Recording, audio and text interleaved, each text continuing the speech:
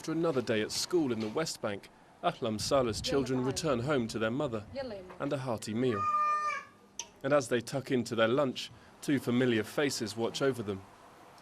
AHLLAM's husband Mahmoud was killed along with his brother during the Second Intifada, when Palestinian militants pitted themselves against Israeli troops following the breakdown of peace talks in 2000.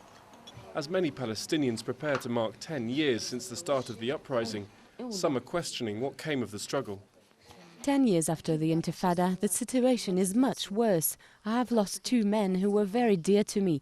I have this great responsibility of two children.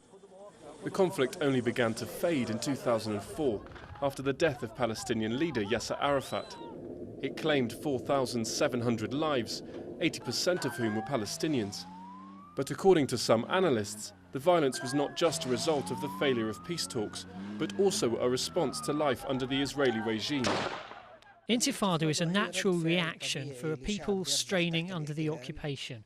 It's a rejection of the occupation, a demand for recognition of our rights as a nation, the struggle for independence and freedom. It was Israeli leader Ariel Sharon's visit to the hotly contested Al-Aqsa Mosque in Jerusalem which sparked the deadly rioting. A decade on, tentative talks between Israel and the Palestinians have begun once again. But negotiations could already be set to end as Israeli settlers restart building in the West Bank after a 10-month hiatus. A return to the violence of 10 years ago, however, seems unlikely. A recent poll showed that most Palestinians were opposed to any attack on the Israelis.